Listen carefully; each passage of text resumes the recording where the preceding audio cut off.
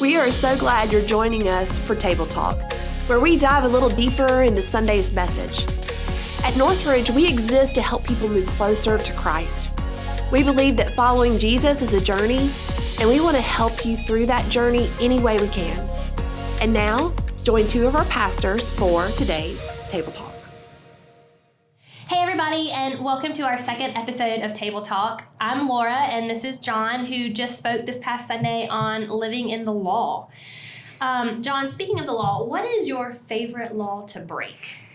So, I like to speed. That's one thing. But really, my favorite one to break, it annoys me when people drive in the left lane and they drive slow. Like PSA, it is against the law to stay in the left lane if you're not passing somebody. And so my favorite law to break is to pass them on the right, which you're also not supposed to do. But if you're going to be hanging out in that left lane, I'm going to be passing you, okay? You don't hang out in that left lane. So my favorite law to break is to drive in the left lane the whole time. Oh, no. So you talked a lot on Sunday, John. There was a lot. It was a really deep message about the law. Was there anything that you didn't get to talk about that you want to share with people today? Yeah, I think an idea that I didn't really get to fully get across like I wanted to is this idea that I think is really important, the grace of the law that we talked about. But I think there's also kind of an aspect that we should be aware of and wary perhaps, that if you don't accept Jesus, if you have not made him Lord of your Savior and of your life, you are under the law. Like what Paul talked about, that even those who don't know the law, know the law. C.S. Lewis calls it the law of human nature. Every person has inside of them this understanding of what I'm doing is right or what I'm doing is wrong. And so they are a law unto themselves. And so if you have not accepted Jesus yet in your life, you're under the law. And that's a scary thing to be. And so I really wish I had a chance or a little more time to kind of expound on that.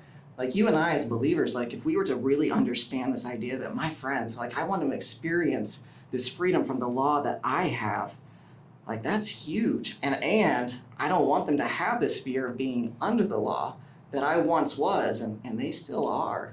And so I wish I kind of had a chance to expound on that a little bit more, but it's an important piece of this whole law aspect.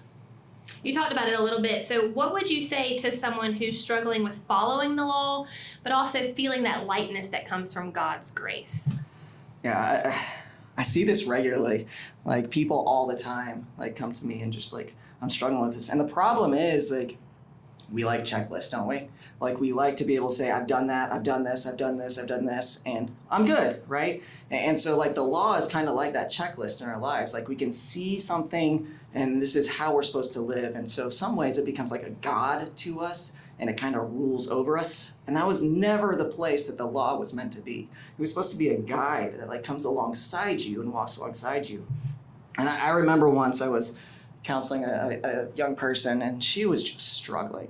We were at a CIY event, and she had this powerful moment. She's I want to serve God, but I can't even please my parents. My parents, I just feel I'm failing them all the time. And if I'm failing my parents, how am I going to please God? And so I just had some super simple advice for her.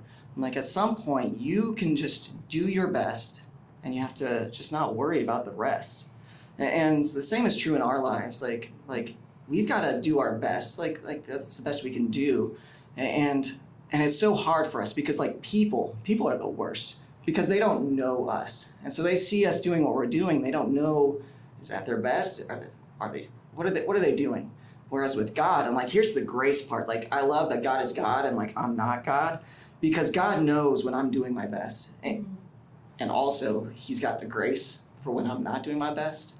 And so my simple answer, probably too simple, is just do your best and don't worry about the rest.